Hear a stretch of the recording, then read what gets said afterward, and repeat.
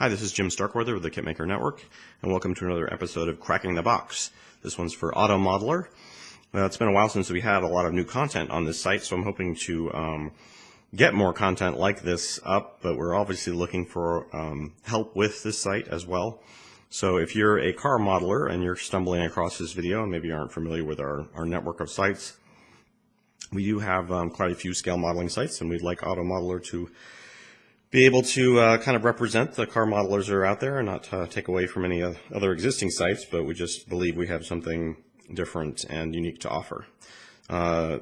So let's, without further ado, this is actually a car that I've had a lot of interest in. This is a kit from Aoshima. We'd like to thank Dragon USA for sending us this kit.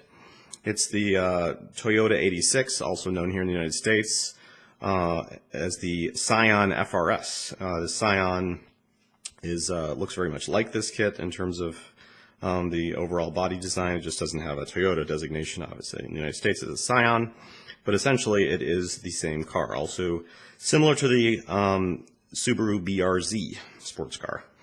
I'm not sure how it's marketed in Europe, but I'm sure it's probably something similar. I don't think. Do you have Scion in Europe? I don't know. Anyways, okay. So let's take a look inside the box, shall we? The kit has some obviously clear plastic here for the glass, as well as some decals, which I'm noticing that Aoshima does not bag separately or put in separate things, which I'm kind of not cool with that. So there's some red lenses here, as well as it looks like they're including some glass masks, I guess you could call them. They're not the kind of masks I'm used to, but obviously they're masking, window masking seals, which is nice. It's a very nice inclusion for them to offer on this. In the next bag, we've got some chrome and white parts, plastic parts, as well as the wheels. And let's take a look. This is the actual main body of the car. So it's a one piece for most of the body, including the front, including the engine mounting area, and then we have another piece with chrome and black plastic, and that includes some of the lower chassis, as well as engine parts, bumpers, things like that. And then we have another black bit here that's some of the interior details. So if you want to do a black interior, it'd be really easy, and mostly easy, I should say. And then the instruction manual obviously goes through step by step. Looks like Aoshima does a pretty good job with their instructions. I was just doing a review on one of their ships, and this one seems to follow those similar aspects. So let's take a closer look, shall we, at some of the parts. Which we'll look at first. Let's look at the actual car exterior itself. Let me lower my lighting in here, because obviously that sometimes plays havoc with getting up close. I'm not sure if you can see some of the detail here, but overall it's really, really nicely, very smooth, very glossy. I guess car kits have kind of come away in terms of trying to make the surface details very smooth for painting, and it looks like they have accomplished that goal with a high density plastic, I'm guessing. Very glossy. If you wanted to make a white car, this would really go well without painting it at all, actually. Take a look at the next box. Just for kind of car guys, because I've done these videos for some of our other sites and explained, but I shoot these as unboxings and in sequence. My apologies if there's a lot of dead time if I'm unboxing or taking things out of the wrapper. Let me go ahead and try to set this up a little bit better so we can see. But unfortunately, doing edited videos with a lot of time spent on sequencing segments together or cutting out parts that are, it just takes so much more time. This I can shoot in 10 to 15 minutes, have it up in an hour, and away we go. Okay, so that looks good. This is some of the, I think, what parts are those? I'm trying to identify where those go. Rear, Looks like that's a, I think this is internal engine bay parts, I'm guessing, because that looks like a shock mount there. Here's the front of the vehicle. Kind of hard with this contrasting white to get a good shot. Let me try to lower my light even more. This shows you how sensitive these cameras are. I mean, I'm like in the dark in here practically, and it's just kind of working okay now. The hood, the same glossy material. Here's the very front section. That must have been the rear we were looking at. If I said front, my apologies. This is the front front grille. I guess we'd call it front grille. Front bumper. It's the front of the car. And here's some of the chrome parts. Here's the chrome, the front corner light turn signals and things like that. And I think this is part of the headlight assembly. And then more parts of the headlight assembly. Muffler, all chromed. Probably not as it actually is in real life. I imagine it's probably some kind of galvanized steel or something. Here's some of the wheels. Come on, wheels. Now that, of course, these probably do need more light. There we go.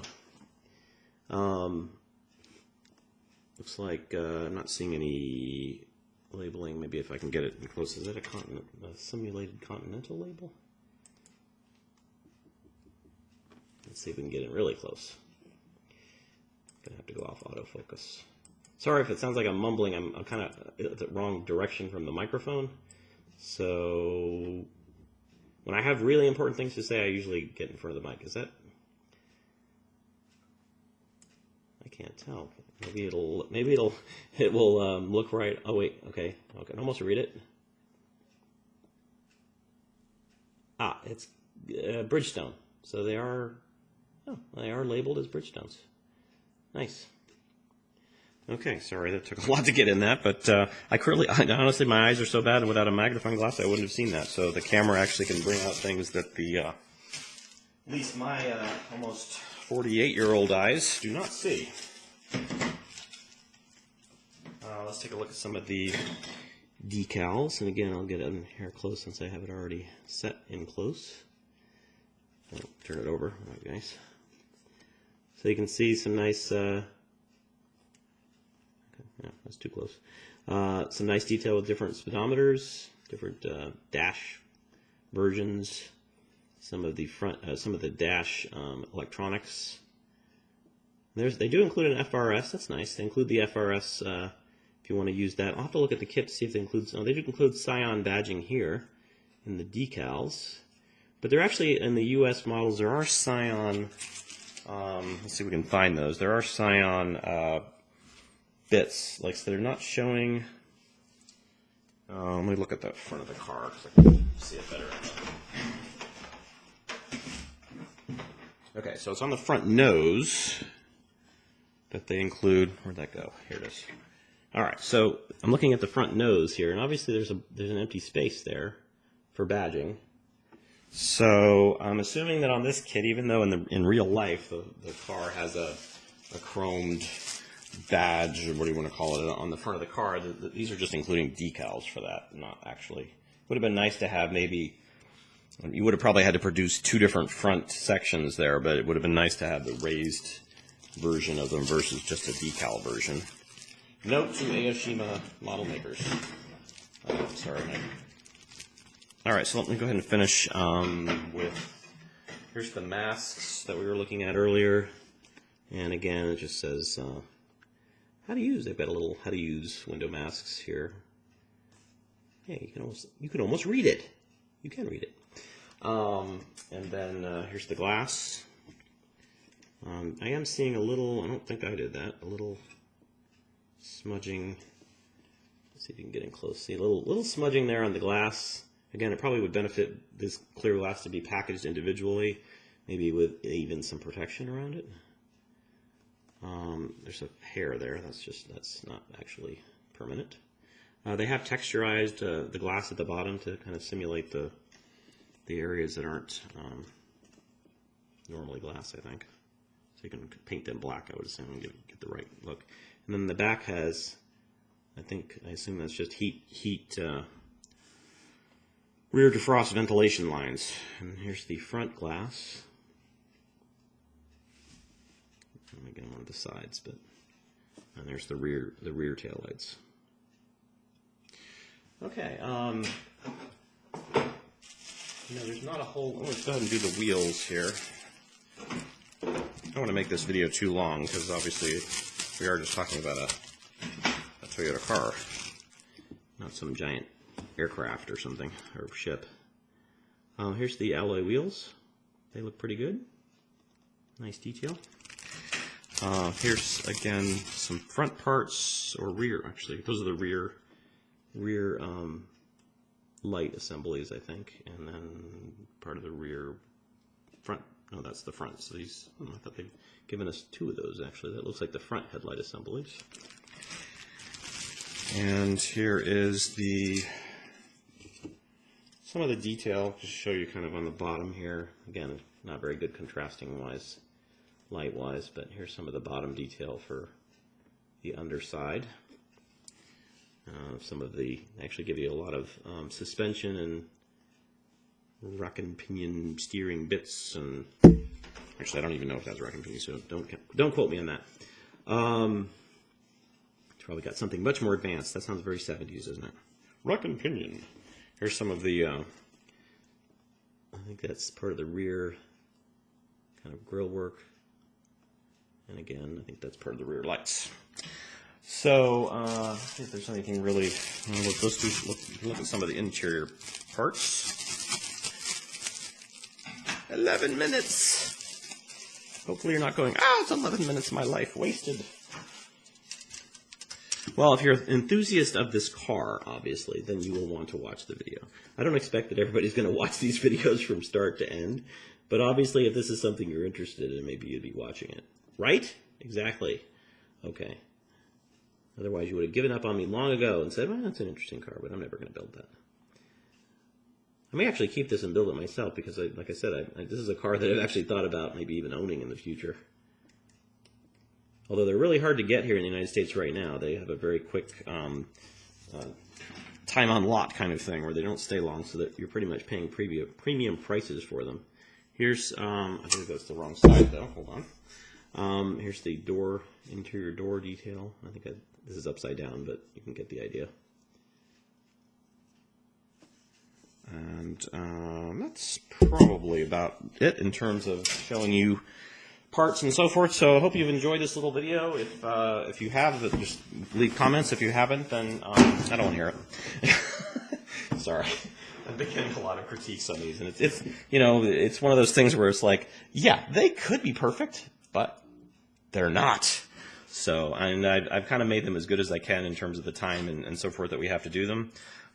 This kit would normally be available for review, but like I said, I think I may actually keep this kit and build it myself. So, so you may see that on AutoModeler if I'm really productive and so forth.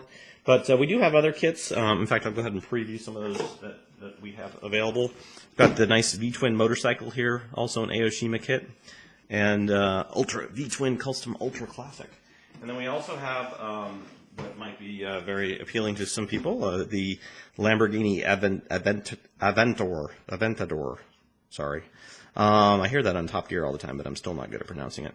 And it's a very sleek, obviously modern, the LP 704.